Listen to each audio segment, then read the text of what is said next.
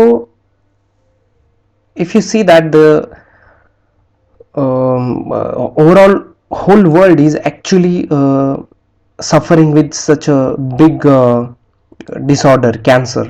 So to study the function of various chemicals, viruses and the radiation to convert normal cultured cells to cancerous cells. So we are understanding what different chemicals or different pathogens which are responsible to convert these normal cells in our body into transformed cells or infinite cells or cancerous cells.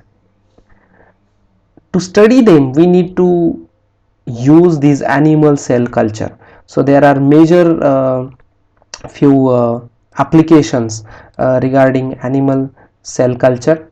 And so if you see the next slide, the next application is virology, the cultivation of different viruses which are infecting humans or any other animals, the cultivation of viruses for vaccine production, or to study the viruses, how they are propagating and how they are infecting cells. We also used to study their infectious cycles also. So that all things, the virology purpose, you all know that currently, again I'm stating that currently we are under the pandemic condition of corona, and so currently the coronavirus or the COVID disease, SARS-CoV 2019, this virus is actually in the market. And right now all the laboratories, the very much good laboratories, are right now understanding their infectious cycles. They are preparing different vaccines by different methodologies. In the few topics we are going to also see that how exactly vaccines has been prepared. Next application is genetic engineering. The genetic engineering means production of commercial proteins, large scale production of viruses for the use of vaccine production. Like take example polio, rabies, chickenpox, hepatitis B, measles, and even though right now currently influenza viruses are also used to production of vaccine production.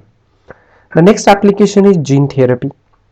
In gene therapy, the cells having a functional genes can be replaced to cells which are having non-functional genes.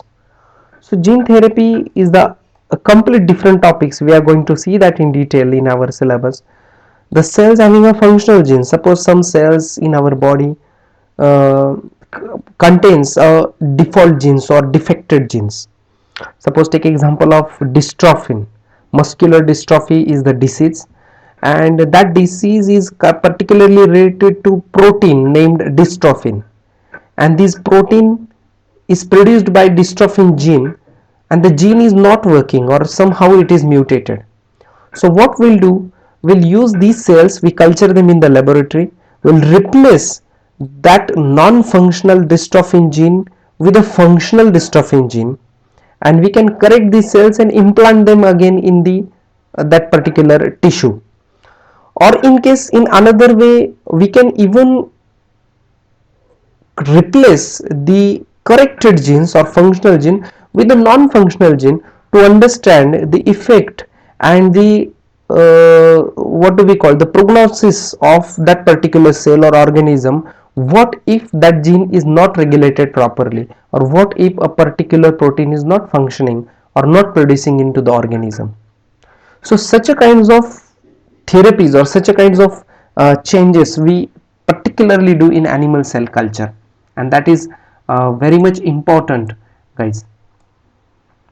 So if you see the a complete diagram of tissue culture application, you can see that these are cells. If you see, these are cells, and these cells, the different types of cells are there. Three types of cells are there. These cells are more or like fibroblast cell culture, and these cells are adhering somehow with the cell addition factors or somehow in a CAD or CAD, these factors. So the first application is cellular products that we have seen. Different cellular products are there like proteomics, different proteins are there, interleukins are there, fibrinogen factors are there. they are secreted proteins. We are using these proteins for different types of purposes, like to treat different diseases, to vaccinate, or to induce particular immune system, or to boost up the immune system into the patient. So for that purpose we use different types of cellular products, and we use animal cell culture to produce large amounts of these cellular products with the help of culturing a particular or specific animal cell culture. The next is the immunology, the cell surface epitopes, hybridoma, cytokine signaling, that all we study under animal cell culture only. Unless and until we study these under the observation, under the laboratory, we cannot tell what are the different inflammatory procedures due to allergic reactions in our human body. So like we cannot say how exactly and which allergens are responsible for particular inflammation. Different cytokines are there which produces a cytokine storm, or which enhances the immune system in our body, or the cell signaling pathways, that also do we study particularly in the animal tissue culture only. Next subject is genomics, the genetic analysis, transfection, infection, transformation, immortalization, and senescence, or the apoptosis, like we can say. So that all the study we do in the animal cell culture only. Then tissue engineering, like converting particular cells or constructing particular a cell mesh, or like we can say that the constructing the whole organ or tissue in the laboratory for replacement, or tissue engineering. That also we can do in the tissue engineering subject. The next topic is toxicology. The toxicology, in this subject, in this topic, we can study infection, cytotoxicity, mutagenesis, carcinogenesis, irritation, and again inflammation.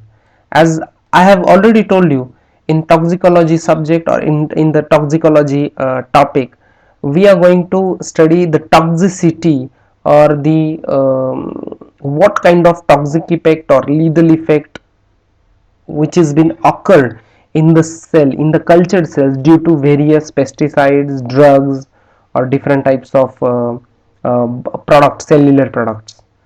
Next is cell cell interaction. We are going to study these cell cell interaction with the help of tissue culture again, because cellular interaction is like morphogenesis, paracrine control, or different types of methodologies are there to control them. So proliferation kinetics and these studies. Next thing, intracellular activity. In the intracellular activity, DNA transcription, protein synthesis, energy metabolism, drug metabolism, cell cycle, differentiation, and apoptosis. That all the study we do in the intracellular activity. Whatever metabolic processes, whatever cellular regulations going on inside the cells, we are going to study them in the intracellular activity.